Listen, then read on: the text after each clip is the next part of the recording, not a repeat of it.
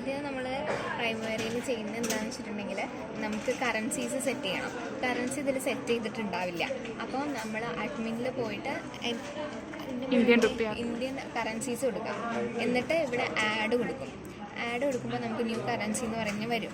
ഇവിടെ ഇപ്പോൾ actually Indian rupees ഉണ്ട്, പക്ഷേ അതിന് പകരം ഇന്ത്യൻ റുപ്പി ഇല്ലെങ്കിൽ നമ്മളിവിടെ INR അടിച്ചെടുക്കുക. ഇന്ത്യൻ റുപ്പീസിൻ്റെ എക്സ്ചേഞ്ച് റേറ്റ് ഇപ്പോൾ എത്രയാണെന്നുള്ളത് അടിച്ചെടുക്കാം. ഓക്കെ, ഇത് ഇനി നമുക്ക് ക്ലോസ് ചെയ്യാം. സെലക്ട് ചെയ്ത് അപ്പോൾ നമ്മളിനി അത് സെലക്ട് ചെയ്യാൻ വേണ്ടിയിട്ട് അഡ്മിനിൽ പോവുക, കറൻസീസ് കൊടുക്കുക, ഇന്ത്യൻ റുപ്പീസ് കൊടുക്കുക, ക്ലോസ് ചെയ്യാം. ഡബിൾ ക്ലിക്ക് ചെയ്യാം, ക്ലോസ് ചെയ്യാം. ഇനി നമ്മൾ എൻ്റർപ്രൈസസിൽ പോവുക. എൻ്റർപ്രൈസ് പ്രൊജക്ട് സ്ട്രക്ചറിൽ PPS ആഡ് കൊടുക്കുക. എന്നിട്ട് ഇവിടെ നമ്മൾ ഇപ്പം ഒരു പുതിയ ഇത് കൊടുക്കുന്നതുകൊണ്ട് നമ്മൾ GEC കൊടുത്തു.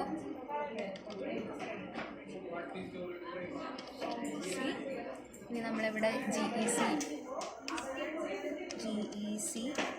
ECR കൊടുത്തു.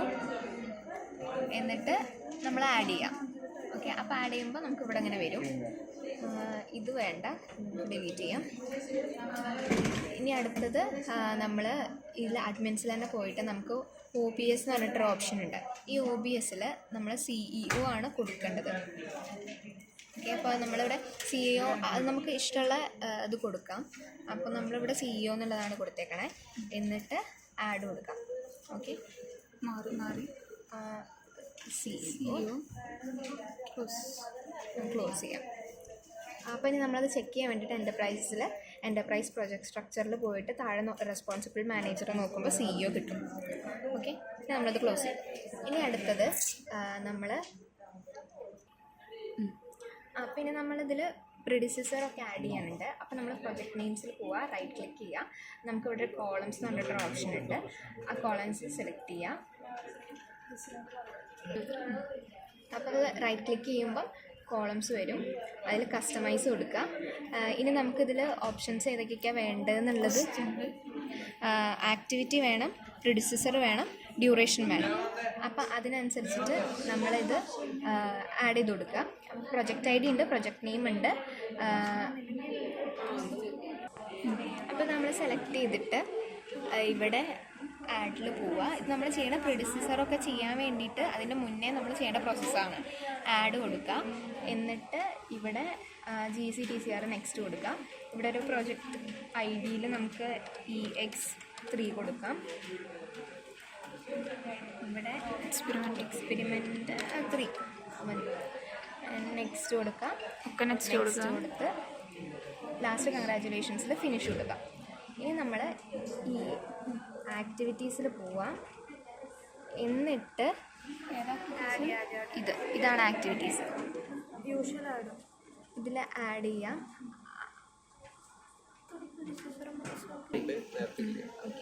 ഇപ്പം ഇതിലിപ്പോൾ നമുക്ക് പ്രിഡിസസറൊക്കെ വന്നിട്ടുണ്ട്.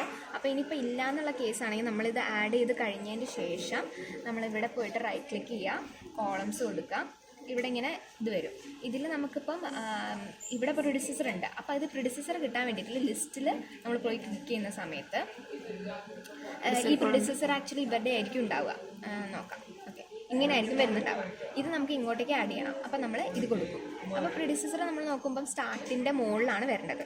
അതിന് നമുക്ക് ഈ ആരോ ക്ലിക്ക് ചെയ്യുമ്പോൾ നമുക്ക് പ്രിഡിസസർ മുകളിൽ വന്നു. ഇനി നമുക്ക് അപ്ലൈ കൊടുക്കാം, ഓക്കെ കൊടുക്കാം. ഓക്കെ, അപ്പോൾ നമുക്കിതിങ്ങനെ വരും.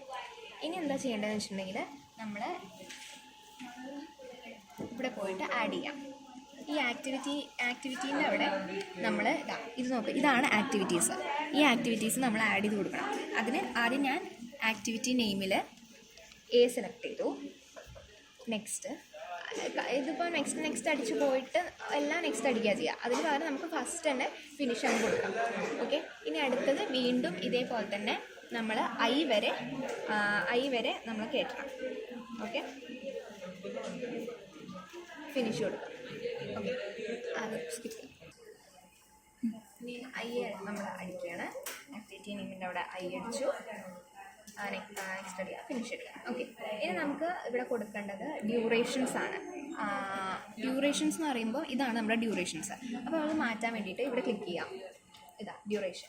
എൻ്റെ ഡ്യൂറേഷൻ എന്ന് പറയുന്നത് ഇവിടെ 3 ആണ്. അത് നമ്മൾ 3 മാറ്റുക. ബീൻ്റെത് നമുക്ക് 4 ആണ് വരുന്നത്. ഇനി നമുക്ക് പ്രിഡിസസറാണ് കൊടുക്കേണ്ടത്. അപ്പോൾ നമുക്കിവിടെ നോക്കുമ്പം എക്ക് പ്രിഡിസസർ ഇല്ല, ബിക്ക് തുടങ്ങുന്നുണ്ട് പ്രിഡിസസർ. അപ്പം നമ്മൾ ഈ ബീൻ്റെ ഇവിടെ പോയി സെലക്ട് ചെയ്തിട്ട് ഡബിൾ ക്ലിക്ക് ചെയ്യാം. അപ്പോൾ നമുക്ക് പ്രിഡിസസർ ബീൻ്റെത് വരുന്നത് എ ആണ്. എ സെലക്ട് ചെയ്തിട്ട് ഈ ഒരു അസൈന് കൊടുക്കാം. ഓക്കെ, അപ്പോൾ അത് നമുക്കിവിടെ കാണാം. ബിയിൽ നമുക്ക് എ അസൈൻ ആയിട്ട് വന്നിട്ടുണ്ട്. ഇനി അടുത്തത് സിയിൽ എന്ന് പറയുമ്പോൾ എ തന്നെയാണ് വരുന്നത്. എ സെലക്ട് ചെയ്യുക, ക്ലിക്ക് ചെയ്യാം. പിന്നെ ഇനിയിപ്പം നമുക്ക് ഫോർ എക്സാമ്പിൾ എച്ചിൽ വരുന്നത് 2 എണ്ണം വരുന്നുണ്ട്, ഇയും എഫ് വരുന്നുണ്ട്. അപ്പം നമ്മൾ ഇ സെലക്ട് ചെയ്യാം, അസൈൻ ചെയ്യാം, എഫ് സെലക്ട് ചെയ്യാം, അസൈൻ ചെയ്യാം. അപ്പം നമുക്കിവിടെ 2 എണ്ണമായിട്ട് വരുന്നുണ്ട്. ഓക്കെ, അപ്പം ഇനി നമ്മളിവിടെ പ്രിഡിസസറൊക്കെ കൊടുത്തു കഴിഞ്ഞു. ഇനി നമുക്കിത് ഷെഡ്യൂൾ ചെയ്യണം. ഷെഡ്യൂൾ ചെയ്യാൻ ഏറ്റവും ടോപ്പിലായിട്ട് നമുക്ക് ഷെഡ്യൂൾ ഒരു ക്ലോക്കിൻ്റെ ഒരു സൈൻ പോലെ ഉണ്ട്. ഷെഡ്യൂളിൽ പോയി നിൽക്കുക, എന്നിട്ട് ഷെഡ്യൂൾ കൊടുക്കാം. ഓക്കെ, ഇനി നമുക്ക് ഇവിടെ ഒരു റിലേഷൻഷിപ്പ് ലൈൻ എന്ന് പറഞ്ഞിട്ടൊരു ലൈൻ കാണാം. ഇത് നമ്മൾ ആക്ടിവേറ്റ് ആണോ ഓൺ ആണോ എന്നുള്ളത് നോക്കണം. അപ്പോൾ നമുക്ക് ഇവിടെ ഓൾറെഡി ഇത് ഓൺ ആയിട്ടാണ് കിടക്കുന്നത്. ഓഫ് ആക്കിയിട്ടുണ്ടെങ്കിൽ നമുക്കിവിടെ ഈ ലൈൻസൊക്കെ ഡിസപ്പിയർ ആവും. കണ്ടോ, ഇത് ഓൺ ആയി കിടക്കുകയാണെങ്കിൽ ഈ ലൈൻസൊക്കെ അപ്പിയർ ആവും. ഓക്കെ, ഇനി ഈ ടൈം സ്കെയിൽ നോക്കുന്ന സമയത്ത് ഇവിടെ ഇപ്പം ഡേയ്സ് വീക്കായിട്ട് തന്നെയാണ് വരുന്നത്. ഇപ്പം ഡേ ഓർ അവർ എന്ന് പറഞ്ഞിട്ട് നമുക്ക് വരുമ്പം ഇതിൻ്റെ വ്യത്യാസം നമുക്ക് കാണാൻ പറ്റും. അപ്പം നമുക്ക് ഡേ വീക്ക് ഓർ ഡേ 1 എന്ന് കൊടുത്തിട്ടുണ്ടെങ്കിൽ നമുക്ക് വേറെ രീതിയിലാണ് വരുന്നത്. കുറച്ചും കൂടെ നമുക്ക് ആപ്റ്റ് ആയിട്ടുള്ളത് വീക്ക് ഓർ ഡേ 2 എന്ന് പറഞ്ഞിട്ട് കൊടുക്കാം, അപ്ലൈ ചെയ്യാം. അപ്പോൾ നമുക്ക് വിഷ്വലി നമുക്ക് വിസിബിൾ ആയിട്ടുള്ള രീതിയിൽ കിട്ടും. നമ്മൾ ചെയ്യേണ്ടത് എന്താ വെച്ചാൽ പ്രിൻറ്റ് ചെയ്യാണ്. അപ്പം ഫയൽസിൽ പോവാം. ആദ്യം പ്രിൻറ്റ് നമുക്ക് പ്രിവ്യൂ ചെയ്ത് നോക്കാം. പ്രിൻറ്റ് പ്രിവ്യൂവിൽ നോക്കുക. പ്രിൻറ്റ് പ്രിവ്യൂവിൽ നോക്കുമ്പം ഓക്കെ, അപ്പോൾ ഇത് നമുക്ക് ഓൾറെഡി A3 സൈസിലാണ് നിൽക്കണേ. പക്ഷെ നമുക്ക് സൈസൊക്കെ സെറ്റ് ചെയ്യണമെങ്കിൽ ഇവിടെ മുകളിലൊരു സൈസ് പേജ് സെറ്റപ്പ് ഉണ്ട്, അത് ക്ലിക്ക് ചെയ്യാം. ഇതിലിപ്പോൾ A3 ആണ് കിടക്കണേ. ഇപ്പം നമുക്ക് ഓരോന്ന് ചേഞ്ച് ചെയ്യാം. A3യിൽ നമ്മൾ സെലക്ട് ചെയ്തു, ലാൻഡ്സ്കേപ്പിൽ സെലക്ട് ചെയ്തു, ഇനി അപ്ലൈ ചെയ്യാം. ഓക്കെ, ഇനി ഓപ്ഷൻസിൽ പോയിട്ട് നമുക്ക് ഇവിടെ ഇപ്പം നമുക്ക് കാണാൻ പറ്റുന്നുണ്ട് എക്സ്പെരിമെൻറ്റ്.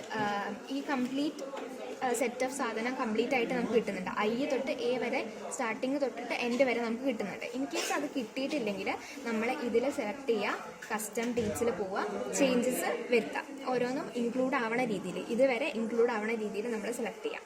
ഓക്കെ, ഇനി ഇതിൽ നമുക്ക് ഈ പേജ് കംപ്ലീറ്റ് ആയിട്ട് നമുക്ക് കിട്ടിയിട്ടുണ്ട്.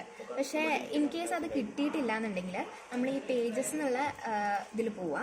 എന്നിട്ട് ഇവിടെ നമുക്ക് അഡ്ജസ്റ്റ് ടൂവിൽ ഇതിപ്പം കറക്റ്റായിട്ട് നമുക്ക് അലൈൻ ചെയ്ത് വന്നതുകൊണ്ട് ഇവിടെ 100% ആണ്. ഇൻ കേസ് അതല്ല എന്നുണ്ടെങ്കിൽ നമ്മളിത് ചേഞ്ച് ചെയ്ത് കൊടുക്കുമ്പോൾ അത് അതിനനുസരിച്ച് മാറും.